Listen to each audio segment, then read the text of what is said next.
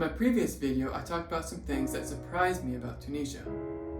In this video, I want to talk a little bit about culture shock and how I got over it. My name is Paul, and welcome to my channel.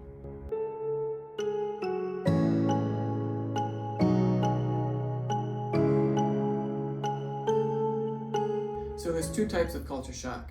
There's acute culture shock. It can be summarized in 3 statements. I can't eat here, I can't drink here, I don't feel safe here. For example, Tunisian driving and Tunisian highways are not the same as American highways. One time I had a friend come from America. As soon as we got out of the airport, we hit the highway. This individual grabbed onto the pull bar inside the car and gripped for dear life for the full 10-minute drive to my house. The man was sweating, his palms were clammy, and he had a pale look on his face. This was a state of shock.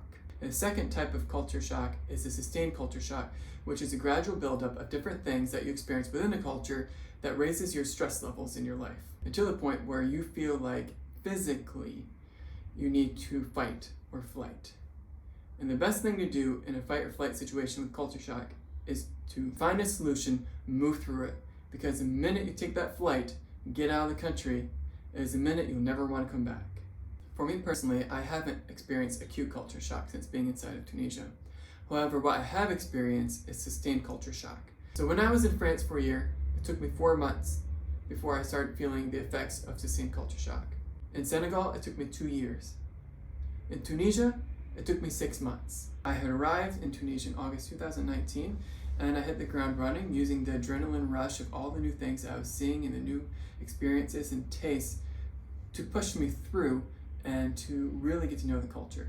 But when the pandemic happened in 2020, that's when I hit the climax of my sustained culture shock, when I started to feel irritable, depressed.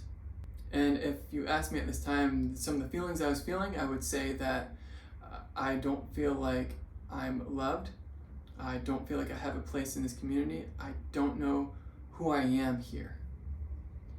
These are all statements that can drive any expat crazy and tell them to go back to their hometown, go back to their home country, and do life easy where they belong.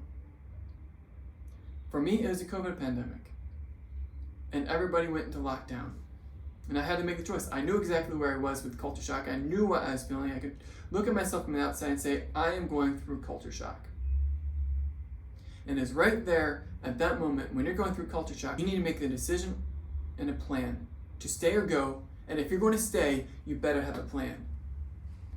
Ask yourself those questions. Do you feel loved in the community? I did not. So the first thing I had to do was make a plan. Fortunately, the pandemic had already made the plan for me. Everybody's stuck at home. Everybody's stuck in their neighborhood. In Tunisia, we couldn't leave our neighborhood to go shopping, to go to work, anything. We were stuck for 3 months in their houses and neighborhoods. In fact, because of the COVID pandemic, I learned how to eat Tunisian. I had to go to the same little hanout or little corner store every day to buy what I needed. And that corner store only carries things that Tunisians eat. Couscous, nouasser, pasta, harissa, all the classics. Start eating Tunisian, and that made me start feeling Tunisian. Then as I started going to the same stores every day to buy what I needed, I started to get to know the vendors. That helped me with the relationships, that helped me feel like I belong in this community. And as far as who I am as a person, I enjoy culture and people, and actually feeling like I'm a part of a different culture and group made me feel like I was being myself again.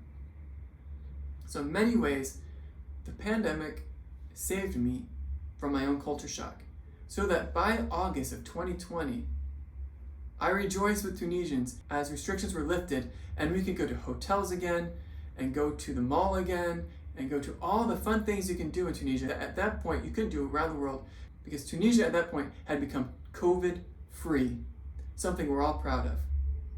Culture shock is a very complex and difficult thing to understand. It varies from individual to individual and from country to country. Not all people are built for it. Some people will not survive in a different culture, and that's okay. We're all made with different abilities and skill sets. So if you have any questions about culture, about Tunisia, Be sure to put them in the comments below or reach out directly to us at Lancer Learning Communities. Check out my book, The Wordless Language Learning Guide, which will help you go from not understanding a new language at all to understanding the first 1,000 words in it. Thank you for watching. Be sure to give it a thumbs up and subscribe to my channel. Have a great day.